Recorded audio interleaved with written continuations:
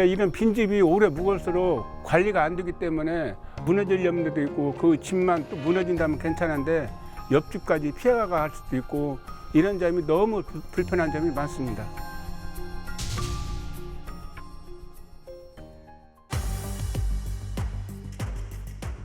인구 감소로 빈집이 갈수록 늘고 있습니다. 농어촌뿐 아니라 대전과 같은 대도시도 예외가 아닌데요. 빈집은 미관을 해칠 뿐 아니라 화재나 붕괴 등 안전사고 위험은 물론 범죄의 온상이 되기도 합니다. 또한 주거 환경을 악화시켜 지역의 쇠퇴를 가속화하는 요인으로 꼽히기도 하는데요. 우리 지역의 빈집 문제 얼마나 심각한지 시사인 대전함에서 찾아가 봤습니다.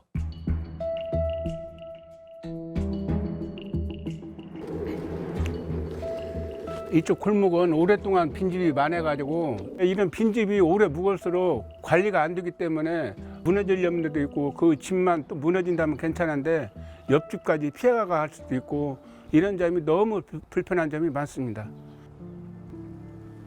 오랜 시간 방치된 빈집에는 잡초와 쓰레기들만 가득해 보기에도 좋지 않은데요.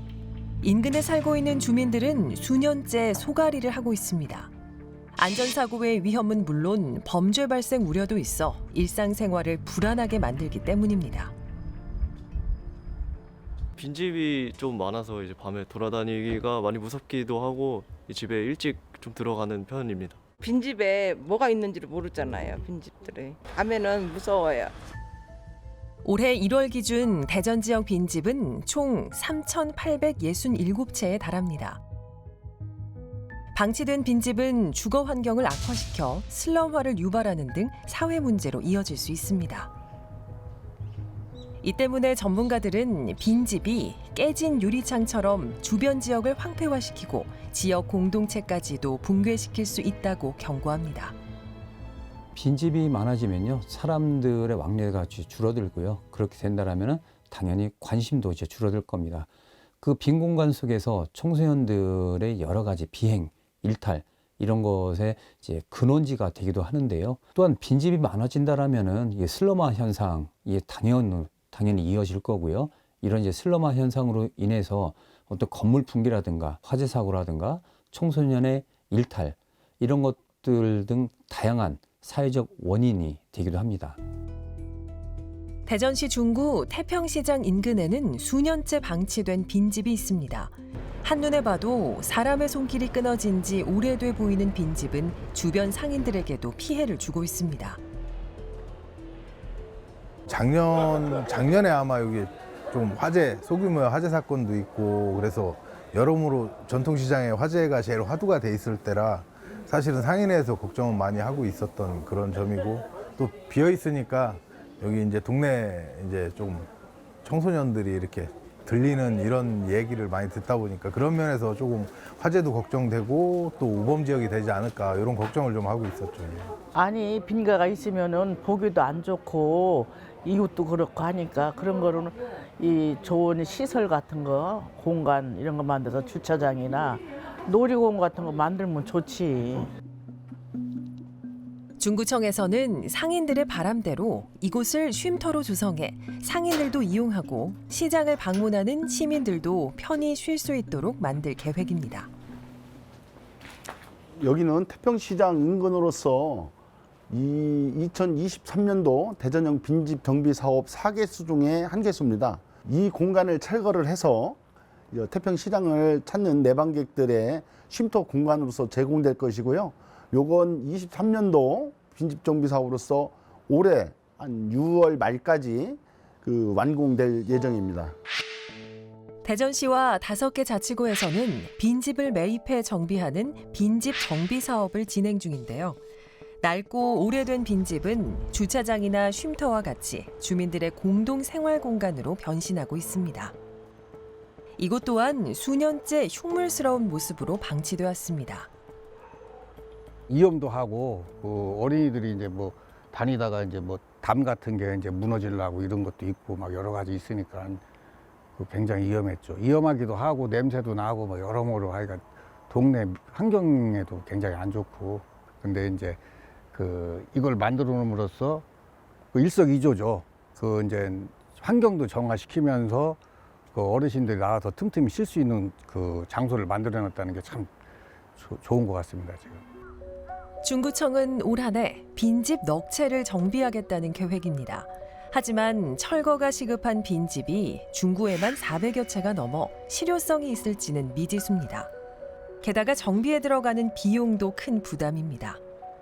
저희들이 빈집에 대해서는 사회적인 문제화 되어 있고 또 주거 환경에도 상당한 지장을 주기 때문에 계속적으로 빈집 정비 사업에서는 추진을 할 계획입니다. 다만 전체 매칭 사업비의 20%가 2억 4천 정도 되는데요. 2억 4천도 구 재정상에는 상당히 부담이 되는 부분은 맞습니다. 따라서 시에서 별도의 예산을 확보를 해서 그 지원을 해줬으면 하는 것이 저희 일선 구의 입장입니다. 인구 감소와 고령화로 빈집이 빠르게 늘고 있습니다. 하지만 우리 사회가 빈집에 대응하는 속도는 더디기만 합니다.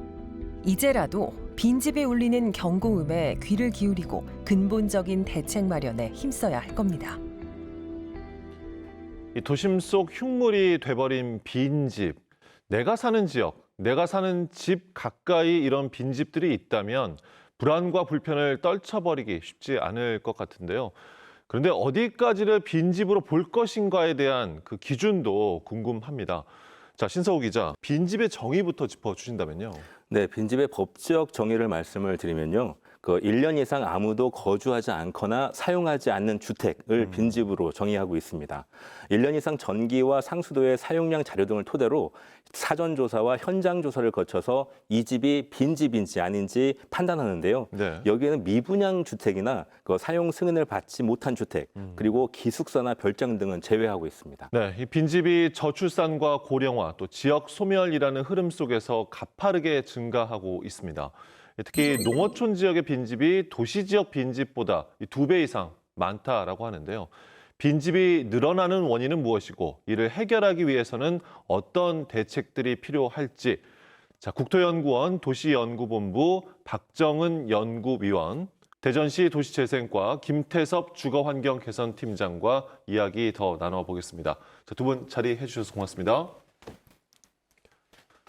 자, 먼저 박정은 연구위원님, 빈집이 갈수록 늘고 있는 원인이 무엇이겠습니까?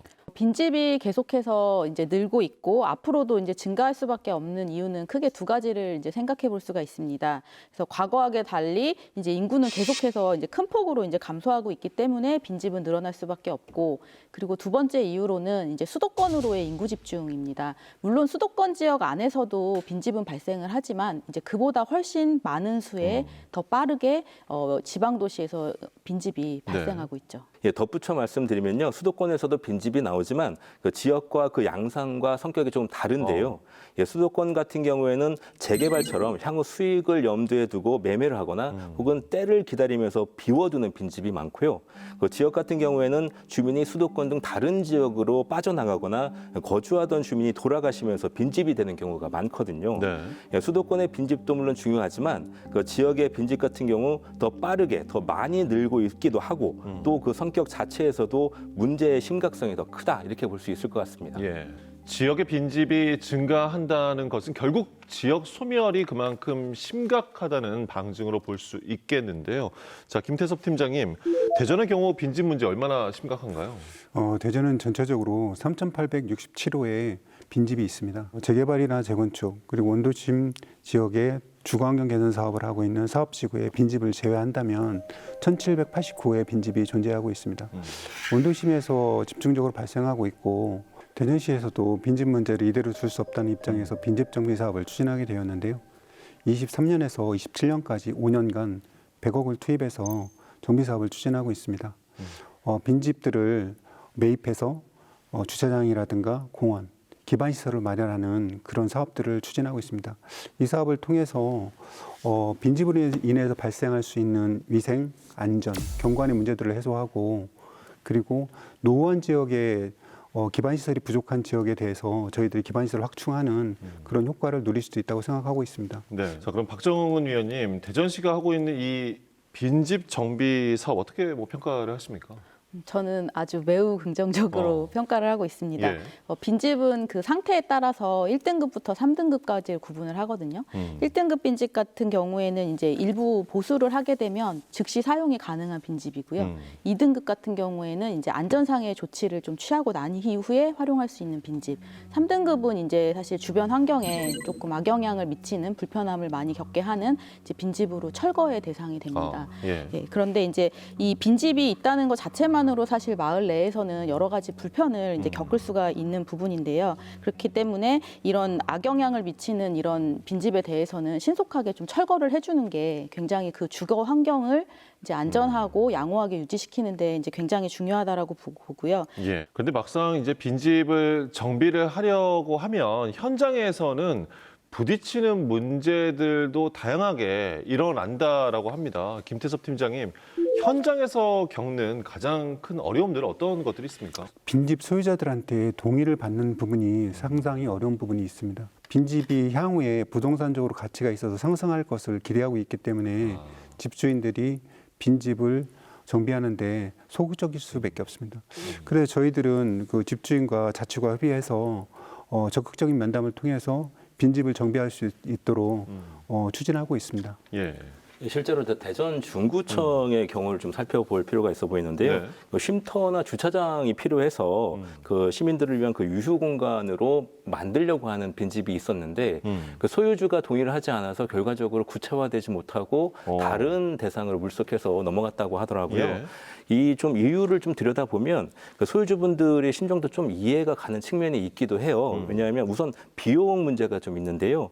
그 빈집을 철거하게 되면 우선 폐기물 처리 비용이 들어갑니다. 네. 자치단체에서 일부 보전은 해주지만 본인 부담이 자부담이 생기는 건 어쩔 수 없는 부분이 있고요. 또 주택이 없어져서 나대지가 되면 주택세보다 토지세를 납부를 해야 되는데 이 토지세가 주택세보다 높습니다. 그러면은 내야 되는 세금이 더 많아지는 거네요? 예, 그렇습니다. 예, 소유주분들 입장에서는 향후 가치를 포기하는 것도 포기하는 거지만 처리 비용도 발생을 하고 말씀하셨던 것처럼 세금은 더 많이 납부해야 되는 네. 그런 상황이 발생이 되는 거거든요. 그러다 보니까 집주인들 입장에서는 좀 달갑지 않은 사업인 것은 맞는 것 같은데요. 정부에서도 이런 것들을 좀 인지를 해서 현재 관련법 정비가 마련되고 있는 추진되고 있는 중으로 알고 있습니다. 예. 빈집 문제 해결이 쉽지만은 않아 보이는데요. 그런데 자치구도 정비사업 예산을 일부 부담하게 되면서 재원 마련에 어려움을 호소하고 있는데 이에 대해서 시에서는 팀장님 어떻게 대응을 하고 있습니까? 시와 자치구 모두 세원 감소로 인해서 재정이 어려움을 겪고 있는 건 사실입니다. 근데 다행히 행정안전부에서 전액 국비 사업으로 공모 사업을 진행하고 있거든요. 중앙에서 국비 사업으로 공모 사업을 진행하고 있는 만큼 적극적으로 참여해서 정비 사업이 원활히 진행될 수 있도록 추진하도록 하겠습니다. 네. 자, 박정훈 의원님, 결국 빈집 이 정비를 제대로 하기 위해서는 중앙정부의 역할이 상당히 또 크지 않나 생각이 되는데 어떻습니까? 네, 맞습니다. 그 빈집을 활용하거나 정비를 하는 주체는 이제 지자체이지만 그렇게 추진할 수 있도록 제도적인 기반, 이제 틀을 마련해 주는 게 이제 중앙정부의 가장 중요한 역할이 아닌가 싶습니다. 예. 그 대표적인 사례가 이제 이번에 있었던 지방세법 시행령 이제 개정안을 이제 마련한 것인데요. 이게 아까도 말씀하셨던 것처럼 빈집을 철거하게 되면 토지세액으로 이제 더 높게 납부가 되는 문제가 있었는데 이제 이것을 빈집 철거 후에도 토지세액이 아니라 이제 철거 전 납부하던 주택세액으로 인정해주는 기간을 이제 3년이었던 거를 이제 5년으로 연장해 줌으로써 예. 이제 좀 철거를 이제 유도하는 방안도 마련이 됐고요. 그리고 또 최근에는 이제 농어촌 지역에서 빈집 소유주들의 이제 관리 책무를 조금 더 강화하기 위해서 농어촌 정비법 개정을 통해서 이행강제금을 부과하도록 하는 이제 그런 개정안도 이제 마련을 했습니다. 그래서 이 벌금 성격으로 이제 앞으로 이제 자기 빈집을 제대로 관리하지 않게 되면 이제 이 세금을 물어야 하기 때문에 좀 더 관리를 더 철저히 하게 되고 또 예. 그렇게 할 수 없을 경우에는 이제 매물로 나오게 되는 빈집도 늘어나지 않을까 이제 기대를 하고 있습니다. 네. 위원님 더해서요. 빈집 문제를 좀 슬기롭게 해결한 사례들도 있을 것 같아요. 해외의 사례들, 우리보다 조금 더 빨리 나갔던 사례들을 좀 볼 수가 있는데요. 이제 나라마다 이제 빈집에 대한 거를 이렇게 바라보는 관점, 정책의 관점은 조금씩 다르긴 합니다. 뭐 대표적인 나라가 이제 영국이나 캐나다 같은 나라인 곳인데요. 주택, 부족과 부동산 가격 급등을 이제 막기 위해서 빈집을 이제 주택 재고로 보고 이런 부동산 시스템 속에서 빈집을 바라보고 있기 때문에 이제 빈집인 채로 두면 안 되는 거죠. 이제 사용하지 않으면 바로 부동산의 매물로 나올 수 있도록 하기 위해서 이제 그런 중과세를 이제 매기고 있고요. 예. 일본 같은 경우에는 이제 우리랑 이제 더 유사하게 이제 인구 감소나 지역 소멸 이런 이슈와 맞물리면서 빈집을 이제 소멸 지역에서 인구를 증가시키기 위한 어떤 활용 수단으로 이제 마련을 하고 있고요.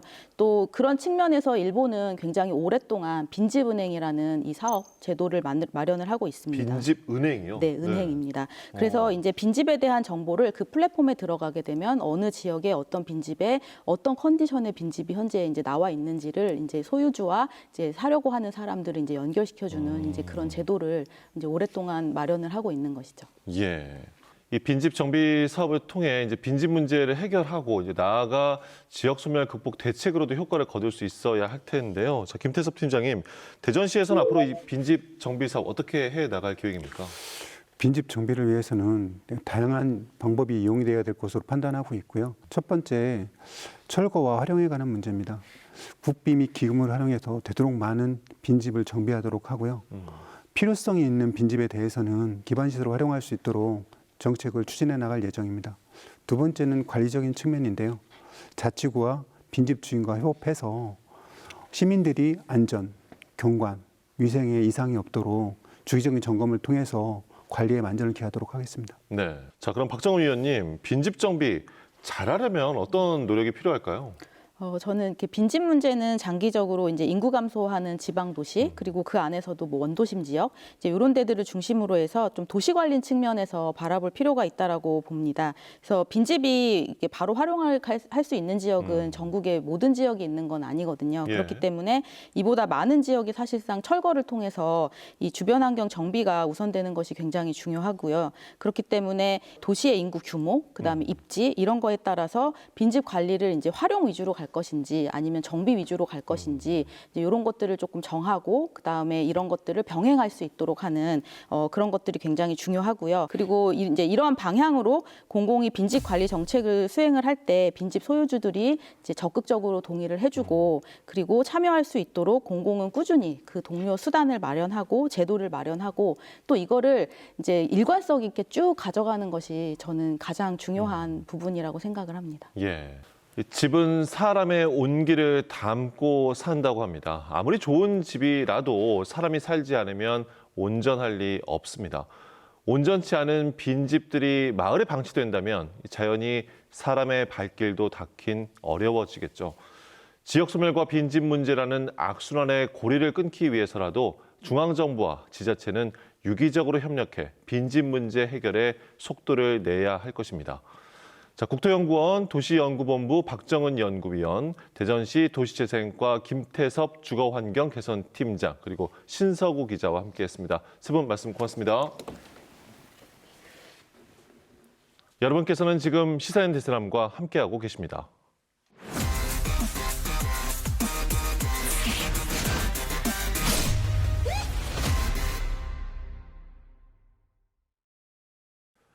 지난 한 해 동안 우리나라 바다에 버려진 쓰레기의 양은 14만 5천 톤에 이릅니다. 해양 쓰레기를 수거한 수천 수백 자루의 마대가 산을 이룰 정도인데요. 이렇게 바다에 버려지는 쓰레기는 환경에 악영향을 줄 뿐만 아니라 바다에 사는 생물들의 목숨을 앗아가기도 합니다. 현지인에서는 지난 7년 동안 바다 거북의 사체를 부검해 해양 쓰레기 문제를 파악하고 해양 생물의 안전을 위해 노력하는 연구원들을 찾아가 봤습니다. 지금 저희가 연구하고 있는 바다거북도 이런 것까지 배에서 나오나 싶을 정도로 다양하고 많은 플라스틱들이 나오고 있습니다. 내가 버린 쓰레기도 저기 어딘가로 바다로 가서 거북이가 먹고 있을 수도 있겠구나라는 것을 느끼게 되는 측면들이 많죠. 종래에 있는 인간에게도 부정적인 영향을 미칠 거라고 생각됩니다. 저는 국립해양생물자원관에서 해양보호생물들의 보존 연구를 하고 있습니다. 김일훈 전임연구원이라고 합니다.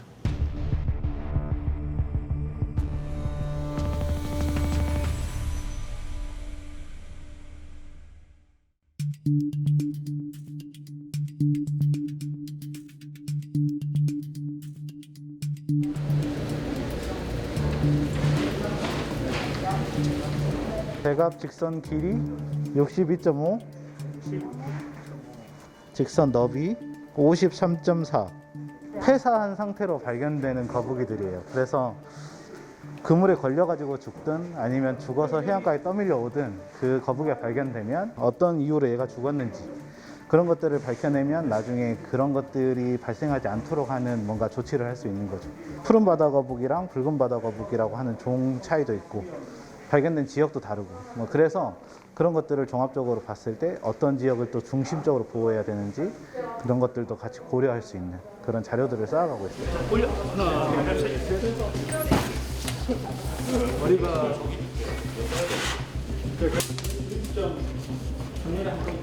예, 긁힌 정도들 이런 거 한번 보시고 그 다음에 표피에 기생충들 있는지 확인해 주시면 됩니다. 피부 비늘이 잘 붙어 있는 단계가 2단계가 되겠습니다. 저는 3단계로 보겠습니다. 네, 그럼 부패도 3으로 기록해 주세요.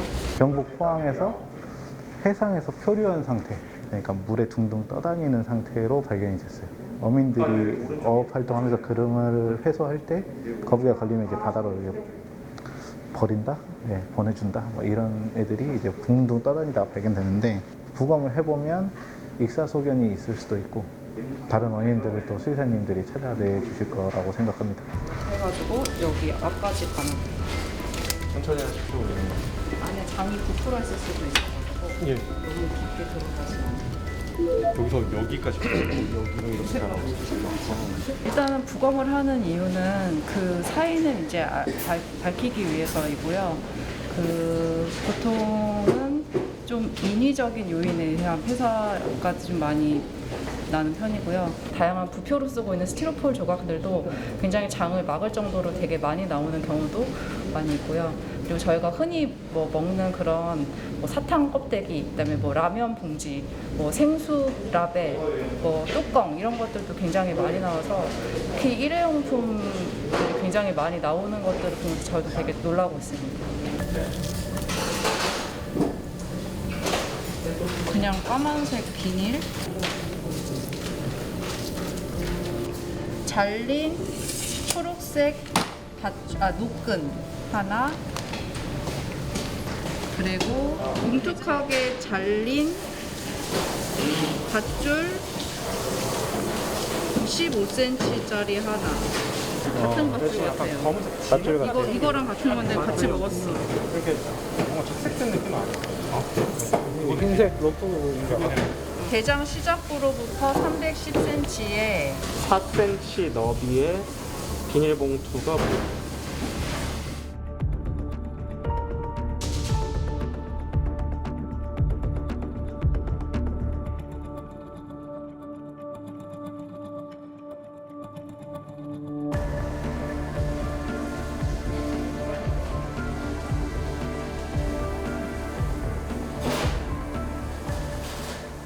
이런 플라스틱 중에 일부가 이렇게 뭉쳐가지고 장기에 막힌다거나 이게 순환이 안 되게 막힌다거나 아니면 이런 것 중에 날카로운 플라스틱 조각이 장기에 구멍을 뚫는다거나 아니면 장기 벽을 긁어서 염증을 일으키게 되거나 그렇게 되면은 이제 거북이가 폐사에 이를 수도 있죠. 상당히 많은 수의 해양 쓰레기를 제거하는 그런 사업들도 있고 노력하고 있긴 한데 그렇게 해서 제거되는 것보다 더 빠른 속도로 쌓인다는 게 가장 큰 문제이고요.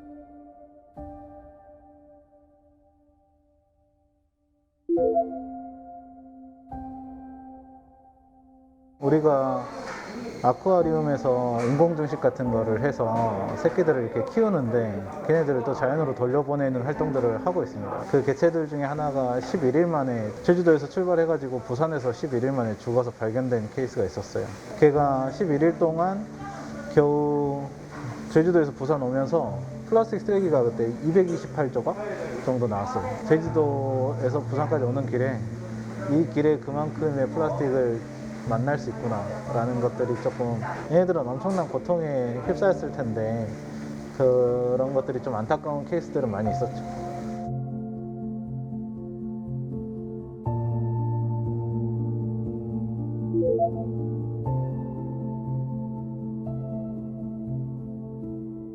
홍수가 나면은 육상에 있는 나무, 죽은 나무들도 떠밀려서 바다에 가면 그것도 다 해양 쓰레기가 됩니다.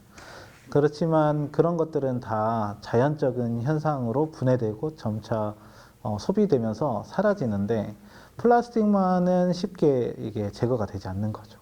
그래서 플라스틱만 해양 환경에 계속 남게 되고 그래서 해양 쓰레기의 75% 정도를 플라스틱이 차지하게 되는 그런 상황이 됩니다. 결과적으로는 우리가 조금 더 관심을 가지고 스스로도 그런 거를 좀 저감하기 위해서 노력을 하고 아니면 정책 결정자들이 이 일에 조금 더 우선순위를 둘 수 있게끔 뭔가 영향력 있는 이야기들을 점차 늘려나간다면 인간이 그것들을 조금 더 해소하는데 더 힘이 모이지 않을까라고 생각이 됩니다.